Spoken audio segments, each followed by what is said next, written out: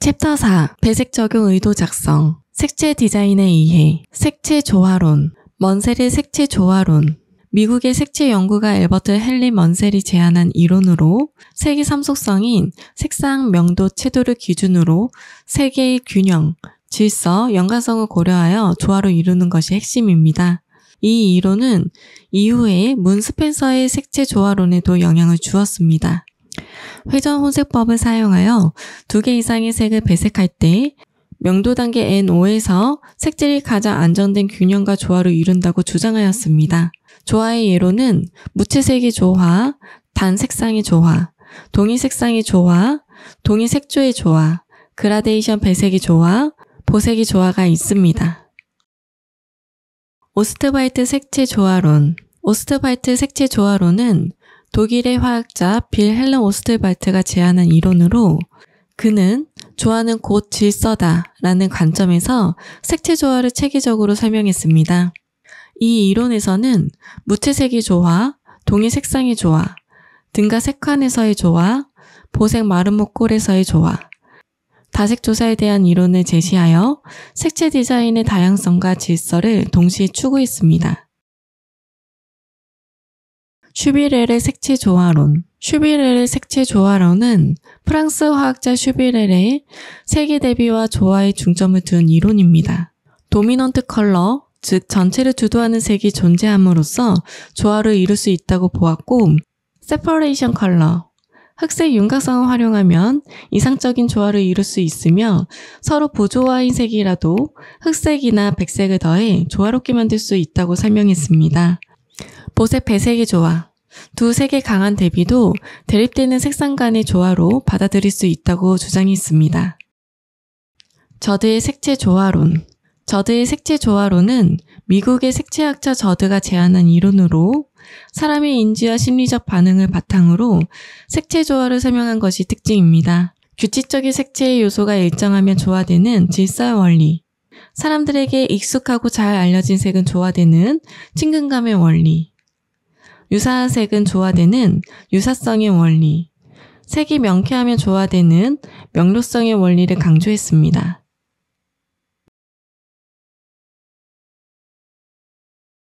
파버 비렌의 조화론.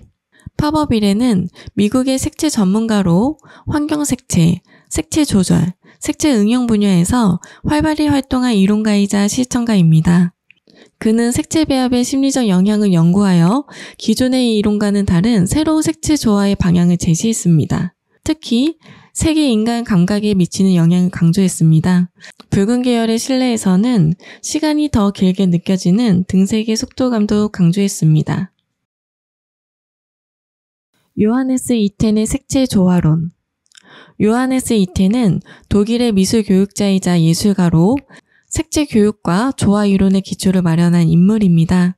그는 12색상환을 바탕으로 세계관계를 체계하고 보색 대비와 다각형 구조를 활용해 2가지 색상에서 6가지 색상을 조화롭게 배색하는 방법을 제시했습니다. 문 스펜서의 색채 조화론.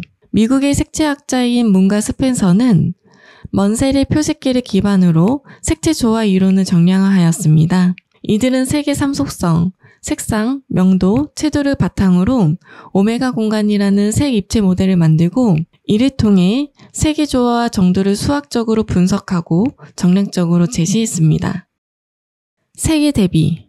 색의 대비는 나란히 배열된 색들이 인접하는 다른 색의 영향으로 본래의 색과 다르게 지각되는 현상을 말합니다.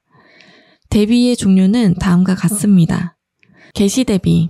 개시 대비는 어떤 색을 보다가 다른 색을 보았을 때 앞의 색의 잔상 영향으로 본래의 색과 다르게 보이는 현상입니다. 동시 대비. 동시 대비는 가까이 있는 두 색을 동시에 볼 때 서로의 영향으로 색이 다르게 보이는 현상입니다. 색상 대비. 색상 대비는 색상 차이가 나는 두 색을 동시에 보았을 때 색상의 차이가 나는 현상입니다. 명도 대비. 명도 대비는 명도가 다른 두 색의 영향을 받아 명도가 다르게 느껴지는 현상입니다. 두 색의 명도차가 클수록 대비 효과는 커집니다. 채도 대비. 채도 대비는 채도가 다른 두 색이 서로 영향을 받아서 채도가 다르게 느껴지는 현상입니다. 보색 대비. 보색 대비는 색상 안에서 반대에 위치한 두 색의 영향을 받아 채도가 높게 느껴지는 현상입니다. 연변 대비. 연변 대비는 두 색이 병치되었을 때 경계선 부분에서 대비가 두드러지게 일어나는 현상입니다. 한난 대비. 한난 대비는 따뜻한 색과 차가운 색이 대비되었을 때 차가운 색은 더 차갑게 느껴지고 따뜻한 색은 더욱 따뜻하게 느껴지는 현상입니다. 면적 대비. 면적 대비는 면적의 크기에 따라 색이 다르게 느껴지는 현상입니다. 색의 동화. 색의 동화는 색이 인접하고 있는 색의 영향으로 인접색에 가까운 색으로 보이는 현상입니다. 색의 동화에는 색상, 명도, 채도의 동화가 있습니다. 색상 동화는 색이 혼합되어 색상의 변화가 보이는 현상이고 명도의 동화는 색이 혼합되어 명도의 변화가 보이는 현상입니다. 채도 동화는 색이 혼합되어 채도의 변화가 보이는 현상입니다. 색의 잔상. 색의 잔상은 자극이 생긴 후 자극을 제거한 후에도 그 흥분이 남아있는 현상입니다. 잔상에는 정의잔상과 부의잔상이 있습니다. 정의잔상은 양성적, 긍정적 잔상으로 자극이 없어진 후에도 동질성의 잔상이 생기는 현상입니다. 부의잔상은 음성적, 부정적 잔상으로 자극이 없어진 후에 원자극과의 반대 잔상이 생기는 현상입니다. 색의 감정 효과. 색채의 온도감, 따뜻함과 차가움. 장파장의 난색은 빨강, 주황, 노란색이 있으며 따뜻합니다. 한색의 단파장은 파랑, 남색, 청록색이 있으며 차가웁니다. 중성색은 연두, 녹색, 보라, 자주 등이 있고 차갑거나 따뜻합니다. 색채의 중량감, 가벼움과 무거움. 색의 중량감은 명도의 영향을 받습니다. 고명도의 색은 가볍게 느껴지며 저명도의 색은 무겁게 느껴집니다. 색채의 강약감, 약함과 강함. 색의 강약감은 채도의 영향을 받습니다. 고채도의 선명한 색은 강한 느낌, 저채도의 연한 색은 약하게 느껴집니다. 색채의 경영감, 부드러움과 딱딱함.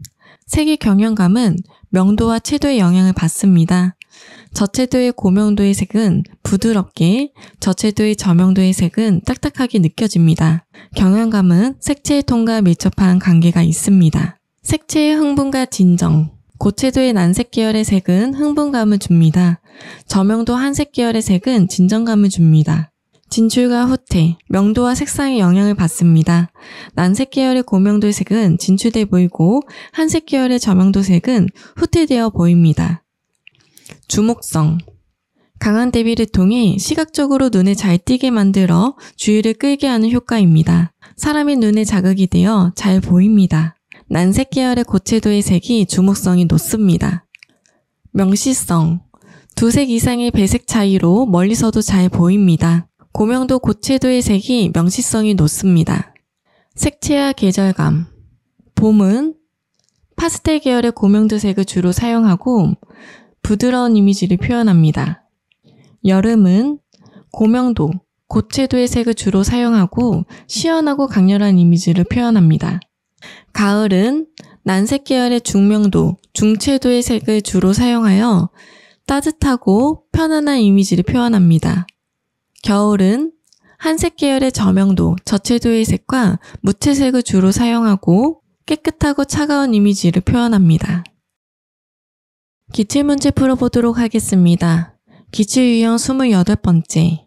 색의 삼속성 개념을 도입한 색상안에 의해서 색의 조화를 유사조화와 대비조화로 나누고 정략적 색채조화론을 제시한 사람은 1번 오스트왈트, 2번 슈브렐, 3번 먼셀, 4번 저드. 먼셀은 색의 색상, 명도, 채도의 삼속성으로 나누고 이를 바탕으로 색 입체와 색상안을 고안했습니다. 색의 조화를 유사와 대비 조화로 분류하고 이를 정략적으로 분석하려는 체계를 제시했습니다. 정답은 3번 먼셀입니다. 오스트발트는 색을 무채색과 유채색으로 분류하고 색의 순도와 백색, 흑색의 혼합으로 색을 체계하였습니다. 슈비렐은 색의 대비와 조화에 중점을 둔 이론입니다. 저드는 사람의 인지와 심리적 반응을 바탕으로 색채 조화를 설명했습니다.